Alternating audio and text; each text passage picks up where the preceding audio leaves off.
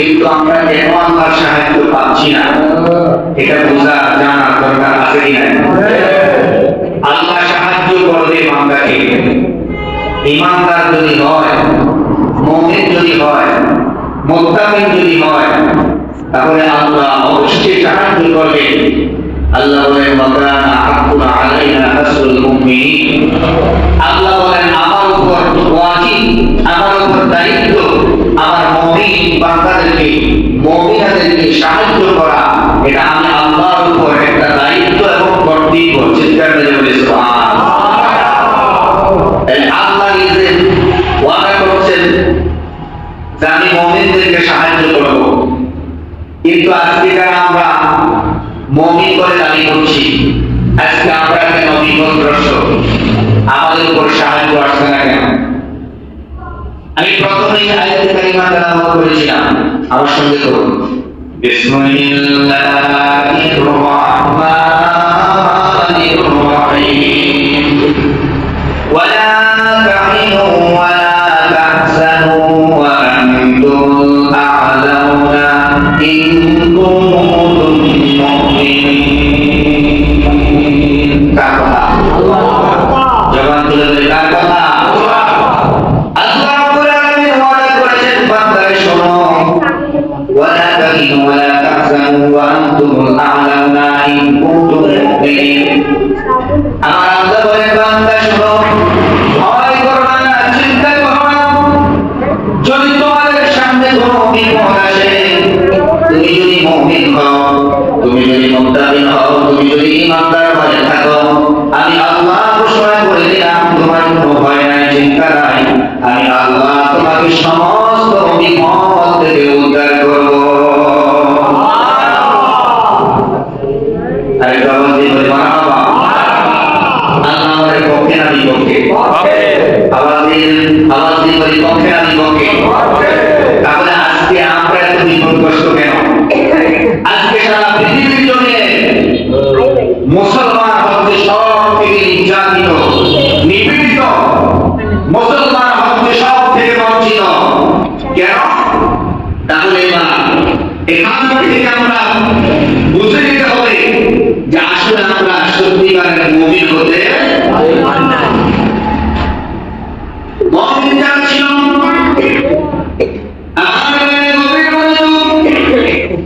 মুমিন যারা ছিল তাদেরকে আমার আল্লাহ সাহায্য করেছেন।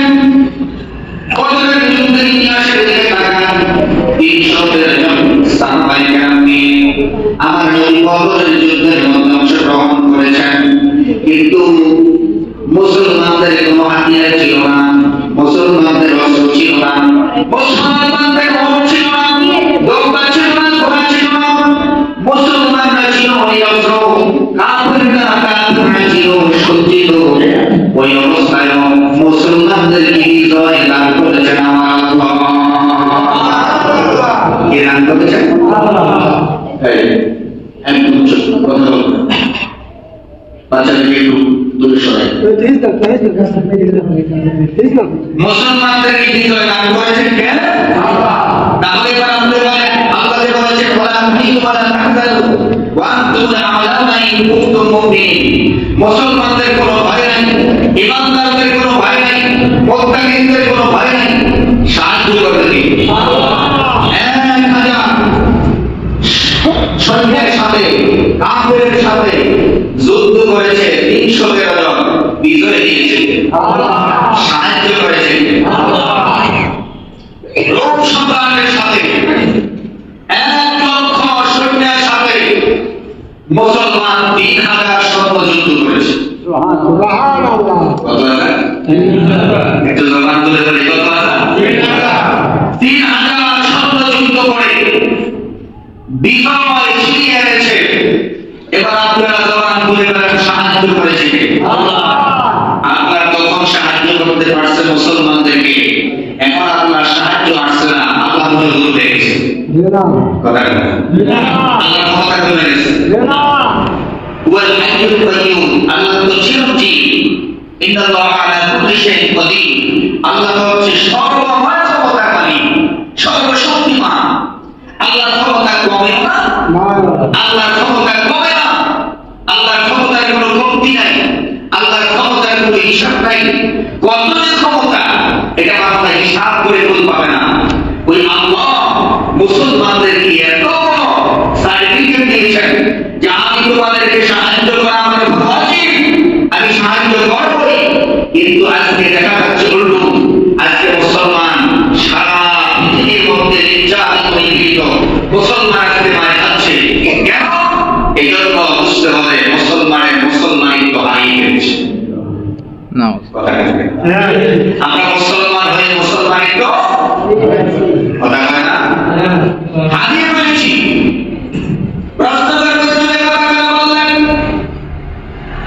আমি এজন্য বলেছি, আজকে যদি আপনি পরিমাপ করেন সারা পৃথিবীর মধ্যে সব থেকে মিথ্যা কথা বলে বেশি হিসাবে যদি মুসলমান আজকে যদি আপনি জড়িয়ে পড়েন সারা পৃথিবীর মধ্যে সব থেকে লুবিকে হিসাবে আসবে মুসলমান।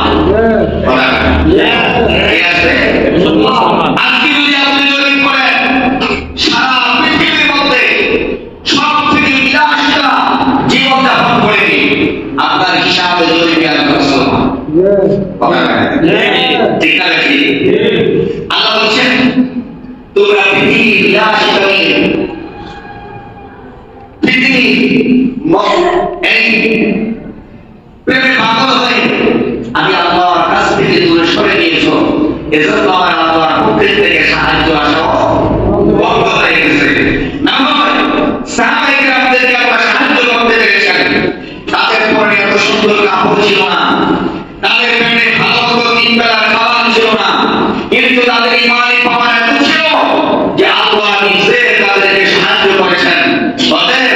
আজকে পৃথিবীর জমিনে 100 কোটির উপরে মুসলমান হওয়ার পরেও আজকের মুসলমান বিজেপি হাতে মারে যাচ্ছে। মুসলমানদের প্রতি আল্লাহর দয়া করুণা আসতেছে না। এটার একমাত্র কারণ হলো মুসলমানের জাহাজ থেকে দূরে সরে গেছে। না হয় ভারতীয় আপনি উচিত মানল সারা পৃথিবীতে 57টা মুসলমান দেশ, একটা দেশের কোনো আওয়াজ ছিল না, কথা বলে না, প্রতিবাদ ছিল না। জেরুজালেম 1,24,000 পয়গম্বর যে বাইতুল মুকাদ্দাসে নামাজ আদায় করেছে, 1,24,000 পয়গম্বরের কিবলা। আমার নবীও প্রথম যুগের কিবলা হচ্ছে সেখানে আমার নবী নামাজ আদায় করেছেন। এই বাইতুল মুকাদ্দাস দখল করে নিয়ে ইহুদি বাদশারা, কিন্তু একটা মুসলমান দেশের বড় বড় নেতাদের মুসলমানদের কোনো প্রতিক্রিয়া ছিল না। আল্লাহ বলে তোমরা যখন আমার কাছ থেকে দূরে, আমি আল্লাহ সাহায্যের দরজা বন্ধ করে দিলাম। কথা বলে ঠিক না? আমি একটা কথা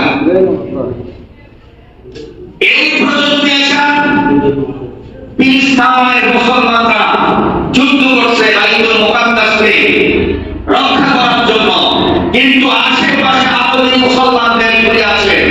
একটা দেশের প্রধানমন্ত্রীদের, প্রেসিডেন্টের, প্রধানদের, মুসলমানদের একটার কোনো আওয়াজ নাই।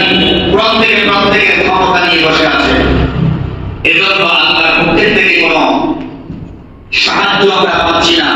আল্লাহর সাহায্য তখনই আসবে আল্লাহ বলে ইমানি শক্তি নিয়ে যখন তোমরা মাঠে ময়দানে ঝাঁপিয়ে পড়বে, আমি আল্লাহর উপর ভরসা করে আমি আল্লাহ তোমাদেরকে বিজয় দিব, সাহায্য করব। এটা আমি আল্লাহর উপর দায়িত্ব। ওয়াকানা হাক্কুন আলাইনা রাসূলুল মুমিন, আমি আল্লাহর উপর তখন ওয়াজিব হয়ে যায় যে আমার মুমিন বান্দাদেরকে সাহায্য করা। সুবহানাল্লাহ। কিন্তু আমরা ঘরের ভিতরে বসে আছি। আমরা যদি ঘরে বসে থেকে আল্লাহর সাহায্য চাই, আল্লাহ সাহায্য পাওয়া যাবে না। আপনি যদি ঘরে বসে বলেন আমি রুজি করবো না, কামাই করবো না, আল্লাহ তুমি আমাকে খাওয়াও, আল্লাহ আমাকে খাওয়া দেন, আল্লাহ কি খাওয়া দিবে?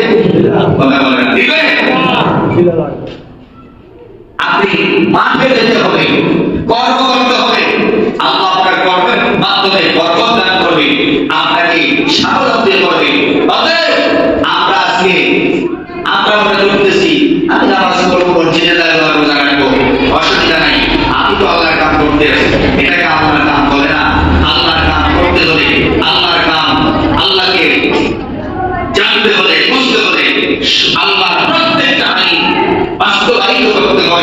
আপনার জীবনে, তাহলে আপনি হতে পারবেন আল্লাহওয়ালা। সাহাবায়ে কেরামরা তাই করেছেন।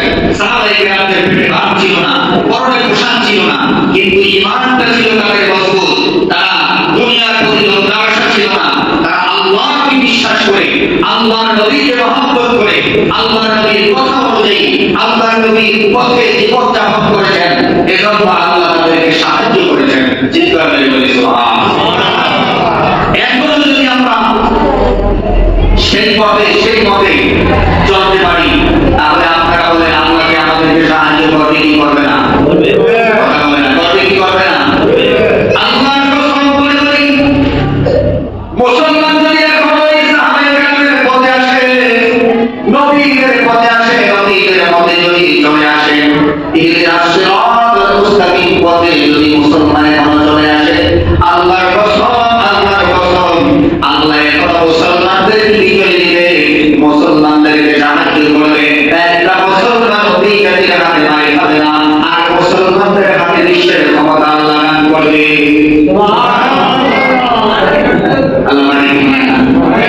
কিন্তু আমরা তো পারছি আল্লাহর সাহায্য পেতে হলে দুইটা কাজ করতে হবে। মানে না একটু জবান বলে বলেন কয়টা? আল্লাহ বলেন কয়টা? দুইটা কাজ করতে হবে। ওয়াস্তাইনু বিস-সাবরি ওয়াস-সালাম। এক নাম্বার হলো নামাজ পড়তে হবে, নামাজ। দুই নাম্বার হলো সবরে আবিল থাকতে হবে, সবর, ধৈর্য থাকতে হবে। নামাজ আর ধৈর্য। আমার আল্লাহ বলেন বান্দা, আমার রহমত যদি পেতে চাও, আমার সাহায্য যদি পেতে চাও, নামাজ এবং ধৈর্যের মাধ্যমে আমার সাহায্য তুমি প্রার্থনা করো। আমি আল্লাহ তোমাকে নামাজের মাধ্যমে তোমাকে আমি সাহায্য দান করবো। চিৎকার করে বলি সুবহানাল্লাহ। কিন্তু আমরা এখন নামাজ থেকে দূরে। কথা বলে না, ঠিক না নাকি? মসজিদে এমন নামাজিও আছে তাদেরকে সপ্তাহে একদিন মসজিদে পাওয়া যাবে, আর এক সপ্তাহ মসজিদের সাথে তার কোনো সম্পর্ক। আবার কিছু ইন্টারন্যাশনাল নামাজি আছে যাদের নাম দিয়েছে আমি ইন্টারন্যাশনাল, সেটা হলো দুই ঈদের মুসল্লি। কথা বলে না, সবে বদরের মুসল্লি, সবে বরাতের মুসল্লি, সবে মেরাজের মুসল্লি, এই সমস্ত কিছু মুসল্লি আছে। এখন আমরা আল্লাহর কাছ থেকে হচ্ছি অনেক দূরে, আমাদের মাঝে নামাজ নাই, মুসলমান আজকে নামাজ ছেড়ে দিয়েছে। আর যারা নামাজ পড়তেছে তাদের নামাজে শরীক হচ্ছে না, তাদের মাঝে নামাজও আছে, শুরু আছে, নামাজও আছে, সিয়াম আছে, নামাজও আছে, পরে হক আছে, নামাজও আছে, মিথ্যা কথাও আছে, নামাজও আছে, পরে ঠকানো আছে। ওদের এই নামাজটা আমাদের কোনো ফায়দা হচ্ছে না, এজন্য আল্লাহ পর্যন্ত বুঝতে পারতেছি না, এজন্য আল্লাহর সাহায্য পাচ্ছি না, এজন্য নামাজ আমাদের প্রকৃত নামাজ হচ্ছে না। যারা নামাজ পড়তেছি আর যারা পড়ে না তারা তো পড়েই না। এবার আপনারা বলেন আমরা কি আসলে ইহদিনাস সিরাতাল মুস্তাকিম পথে আছি কি? বলেন আছি? আছি? সাহাবায়ে কেরাম পথে আমরা নাই। এজন্যই তো আমাদের উপরে আজকে এত মুসিবত, এত বিপদ। আজকে আমরা পরের গোলাম হয়ে গেছি, কিন্তু মুসলমান কোনদিন বিবেকের গোলাম হতে পারে না। মুসলমান তো হচ্ছে বীরের জাতি, মুসলমানদের হাতে থাকবে ক্ষমতা, পৃথিবীর সব ক্ষমতা থাকবে মুসলমানদের হাতে। আজকে পৃথিবীর জমিনে সব থেকে বিক্ষোভের জাতি হল মুসলমান।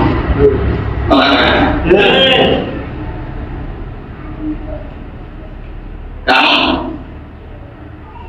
আমরা আল্লাহ নামাজকে ভুলে গেছি। তোমার জীবনকে যদি প্রতিষ্ঠিত করতে হয় তাহলে এক নাম্বার লাগবে তোমার নামাজ। এক নাম্বার কি লাগবে? এক নাম্বার কি লাগবে? নামাজ। তোমার কর্ম নাই, কর্মের ব্যবস্থা করতে হলে এক নাম্বার লাগবে নামাজ। তোমার বিদেশ যাওয়া হচ্ছে না, বিদেশ যেতে হলে এক নাম্বার লাগবে নামাজ। কথা বলেন কি লাগবে? তোমার ইনকাম হচ্ছে না, রুজি হচ্ছে না, ইনকাম রুজির পথ যদি করতে হয় এক নাম্বারে লাগবে তোমার নামাজ। কি লাগবে? কথা বলে কি লাগবে? নামাজ লাগবে। এজন্য আমার আল্লাহ বলেছে ওয়াসজুদ ওয়াকতারিব, বান্দা যখন আমার কুদরতি কদমে সিজদা দেয় তখন আমি বান্দা অতি নিকটে চলে যাই। সুবহানাল্লাহ। আমি বলবো সুবহানাল্লাহ। বান্দা যখন আল্লাহর কদমে সিজদা দেয় আল্লাহ রাব্বুল আলামিন বান্দা জিজ্ঞাসা করেন বান্দারে কি লাগবে বল। সবাইকে ছেড়ে যখন আমার কদমে সিজদা দিয়েছ আমি আল্লাহ তোমার খুশি হয়ে গেলাম, রাজি হয়ে গেলাম। বান্দা তোর কি লাগবে বল। এজন্য আমার নবী বলতেন সবাইকে রাখবে দোয়া যদি করতে হয় নামাজের সুন্নার মধ্যে আল্লাহর কাছে প্রার্থনা করো, দোয়া করো, আল্লাহ ওই দোয়াটা সাথে সাথে কবুল করে নেন। আজকে যুবক নামাজ নাই, বেকার ঘুরে ঘুরে বেড়াচ্ছে, মসজিদ দেখে পাশ কেটে চলে যাচ্ছে, যুবকের সাথে মসজিদের সম্পর্ক নাই। এজন্য হাজার যুবক আজকে বেকার, হাজার যুবকের আজকে কপাল বন্ধ। আজকে তাদের ইনকাম নাই, রুজি নাই, ঘরে শান্তি নাই, একমাত্র কারণ হলো যুবক নামাজ ছেড়ে দিয়েছে। এখনো সময় আছে, নামাজটা পড়ে আল্লাহর পক্ষ থেকে সাহায্য আসবে। আর একটু কাজ করতে হবে, সেটা হলো একটু ধৈর্য রাখতে হবে। কি রাখতে হবে? একটু জবান বলে বলেন কি রাখতে হবে? সবটা দাবিল করতে হবে, ধৈর্য রাখতে হবে। দেখেন আপনি আর আমি আর কি বুঝে ধরেছি। হযরত ইউনূস আলাইহিস সালাম মাছের পেটে চলে গেলেন, অন্ধকার রজনীর ভিতরে। তিনি যখন নৌকা থেকে নদীর মধ্যে পড়ে গেলেন, বিরাট মাছ এসে ওনাকে যখন বক্ষণ করে গেল,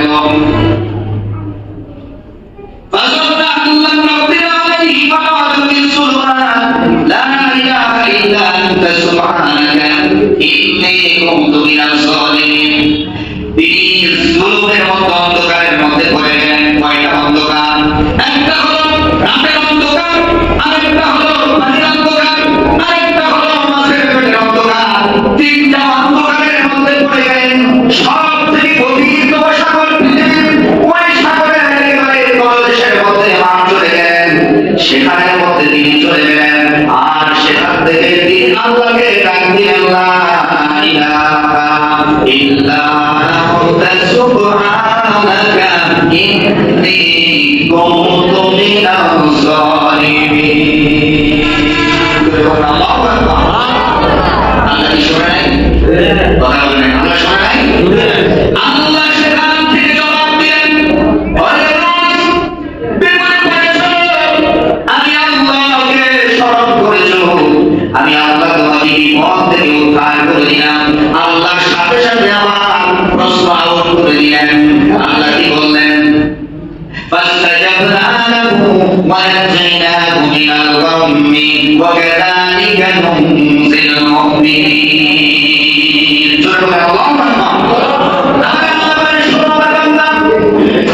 আমি অনুষ্ঠবের মাধ্যমে তোমাদেরকে জানিয়ে দিতে চাই, বুঝে দিতে চাই, শোনো আমার কথা।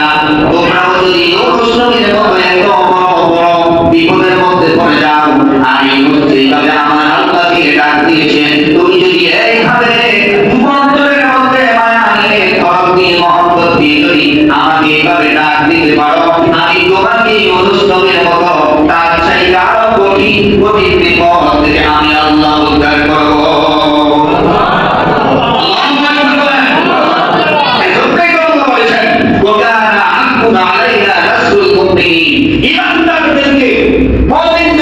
সাহায্য করা আল্লাহর উপরে, আল্লাহর উপরে ওয়াজিব। এটা আমার কথা না, আল্লাহ বলেছেন। আল্লাহর কর্তৃত্ব, দায়িত্ব, আল্লাহ দায়িত্ব নিয়েছেন। ইমানদারের সম্পূর্ণ দায়িত্ব নিয়েছে কে? আল্লাহ।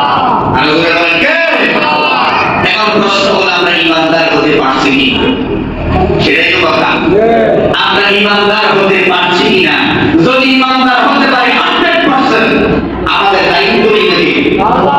আমাদের কোনো ভয় নাই, ওয়ালা তাহিনু ওয়ালা তাহজানু ওয়া আনতুমুল আ'লাউনা ইন কুনতুম মুমিনিন। আল্লাহ বলছে ভয় নেই, কোনো ভয় করো না, চিন্তা করো না, তোমাদের কাছে আছি, আমি আল্লাহ তোমাদের পাশে আছি, আমি আল্লাহ তোমাদের জামিনদার হয়ে গেছি, তোমাদের আর ভয় কিসের? চিৎকার করে বলি আল্লাহু আকবার। কত ভালোবাসেন আল্লাহ, কত মহব্বত করেন। আল্লাহ চায় না আমরা বিপদে পড়ি। আল্লাহ কি চায়? আল্লাহ কি চায় আমরা বিপদে পড়ি? বিপদ আসে কেন? দুই কারণে বিপদ আসে। এক কারণ হলো আমাদের পাপের কারণে বিপদ আসে। কথা বলেন ঠিক? পাপ আমাদের আছে কি নাই? আরে জবাব করে কথা বলেন, আছে কি নাই? আমাদের কথা বলতে মনে হয় সব ফেরেশতা। আরেকটা কারণ হচ্ছে ঈমানদারের উপরে আল্লাহ মুসিবত দিয়ে ঈমানকে আরো মজবুত করে দেয়, ঈমানদারকে পরীক্ষা করে ঈমানকে আরো শক্তিশালী করে দেয়। আল্লাহ দেখতে চায় আমার বান্দা বিপদে পড়ার পরেও বান্দা আমার উপর সবর করে কিনা, বান্দা আমার উপর বিশ্বাস রাখে কিনা। না বিপদে পড়ার পরে বান্দা পথভ্রষ্ট হয়ে যায়। এজন্য আল্লাহ মাঝে মাঝে ঈমানদারদেরকে কিছু পরীক্ষা দেয়, ঈমানদারদেরকে কিছু বিমার দেয়, ঈমানদারদেরকে বড় মুসিবতের মধ্যে পড়ায়। কিন্তু আল্লাহ বলেন মুসিবতের মধ্যে পড়ার পরে যখন আমাকে বলিস না, আমি আল্লাহ তোর মুসিবত দূর করে দেব। সুবহানাল্লাহ। বলে বলেন মুসিবত দূর করার মালিক কে? সব কিছুর মালিক কে? আমরা এত মহান একজন আল্লাহ পাওয়ার পরেও এরপরে তো আমাদের নবী আছেন, তিনি হচ্ছেন রহমতুল লিল আলামিন। জবান খুলে বলেন রহমতুল লিল আলামিন। নবী উম্মতের দুঃখ দেখতে পারে না। তুমি নবীকে চিনো না, মুসলমান নবীকে চিনো না। নবী এখনো মদিনায় শুয়ে শুয়ে রব্বি হাবলি উম্মতি উম্মতি বলে কাঁদতেছে। আর এখনো কোন উম্মত যদি মুসিবতে পড়ে সবার আগে আমার নবী তোমার জন্য আল্লাহর কাছে প্রার্থনা করে। সুবহানাল্লাহ। কেমন নবী পেয়েছেন? যে নবীকে আল্লাহ মেরাজে নেওয়ার জন্য দাওয়াত করলেন, জিবরাইল ভয় নিয়ে আসলেন। আমার নবী বলেন জিবরাইল আমি যাব না। জিবরাইল বাচ্চা চলে খান কোন নবী দাওয়াত পাচ্ছে না, আপনি দাওয়াত পাওয়ার পরে যাচ্ছেন না, ব্যাপারটা কি? রাসূলুল্লাহ আমার নবী বলেন জিবরাইল আমার উম্মতকে এক সেকেন্ডের জন্য জমিনে রেখে আমি আল্লাহর দরবারে যেতে চাই না। সুবহানাল্লাহ। আমার উম্মত ছাড়া আমি এক সেকেন্ডও থাকতে চাই না। আল্লাহকে বলে দাও আমার উম্মতের ফয়সালা কি? আমার উম্মত দেখবে কি? আমি তো রহমতুল লিল আলামিন, আমি সর্বক্ষণ আমার উম্মতকে আমার রহমতের কোলে রাখি। আমার কোন উম্মত কষ্ট পায়, আমি নবীর অন্তরে দিলের মধ্যে কষ্ট লেগে যায়। আমার কোন উম্মত যদি ব্যথা পায়, আমি নবীর অন্তরের মধ্যে ব্যথা লেগে যায়। আমি উম্মত ছাড়া কিছুই বুঝি না, উম্মত ছাড়া কিছুই জানি না, আমি উম্মতকে রেখে যেতে চাই না। আল্লাহকে বলো ফয়সালা দেওয়ার জন্য আমি আল্লাহর দরবারে দাওয়াতে যাব, যত বছর লাগে থাকবো, কিন্তু আমার উম্মতের ফয়সালা কি হবে? আমার আল্লাহ ডাক দিয়ে বলেন আমার বন্ধুরে বলেন ইব্রাহিম আমার বন্ধু উম্মতের জন্য ফয়সালা চায়। আমার বন্ধু যতদিন আমার বাড়ির মধ্যে দাওয়াতে থাকবে, আমি আল্লাহ ততদিন বন্ধুর উম্মতের জামিনদার হয়ে যাব। নবী ইন্তেকালের সময় কথা বলেছেন, আমার উম্মতের কি হবে? আমার আল্লাহ ওয়াদা দিয়েছেন বন্ধু আপনার উম্মতকে আমি আমার দুর্গতি করে রাখবো। সুবহানাল্লাহ। কি উম্মত আপনার? কোন আল্লাহর বান্দা আপনি? আমি কোন নবীর উম্মত? এত দয়া এত মায়া আমাদের আল্লাহ রাসূল আমাদেরকে এত দয়া করে মায়া করে, কিন্তু আপনারা মসজিদ থেকে পাশ কাটে বন্ধ দিয়েছেন। কথা বলেন না? যুবক তুমি কি একবার চিন্তা করো না তোমার মতো কত যুবক গোরস্থানে শুয়ে আছে? তুমি আজকে টেনশন মাথা নিয়ে ঘুরতেছো আর মক্কাদের গান শুনতেছো, কিন্তু কথা ছিল তোমার মাথায় যখন টেনশন এসেছে তুমি মসজিদে এসে আল্লাহর কদমে একটা সিজদা দিবে। সুবহানাল্লাহ। তোমার টেনশন দূর করে দিবে। তোমার ইনকাম নাই তো রুজি নাই তো তুমি টেনশন করে করে স্টক করতেছো কেন? তোমার স্টকের কোনো প্রয়োজন নাই, দরকার নাই, কোনো টেনশন নাই মুসলমানের। তুমি যদি মুসলমান হও তুমি যেই কোনো সমস্যায় পড়ো না কেন, পার্লামেন্টের দরজা খোলা আছে। এটা হচ্ছে আল্লাহর পার্লামেন্ট, মসজিদ। এখানে এসে আল্লাহর কদমে দুইটা সিজদা দাও। আল্লাহ বলে সিজদা দিতে দেরি, আমি তোর সমস্যা সমাধান করে দিতে দেরি করি না। সুবহানাল্লাহ। কিন্তু আমরা এটা উল্টো দিকে দৌড়াই। কোন দিকে দৌড়াই? আমরা উল্টো দিকে দৌড়াচ্ছি। আল্লাহ যেন আমাদেরকে ইহদিনা সিরাতাল মুস্তাকিম পথে আসা তৌফিক দান করে, তৌফিক করে আমিন। আমরা যদি এই পথে থাকি, সাহায্য করবে আল্লাহ। আমরা আল্লাহর সাহায্য চাই কি চাই না? আল্লাহর নিয়ামত চাই কি চাই না? আমরা আমার নবীকে চাই কি চাই না? চাইতে হলে দুইটা জিনিস লাগবে। আমার বলছি, এক নাম্বার হচ্ছে ওয়াস্তাঈনু বিস-সাবরি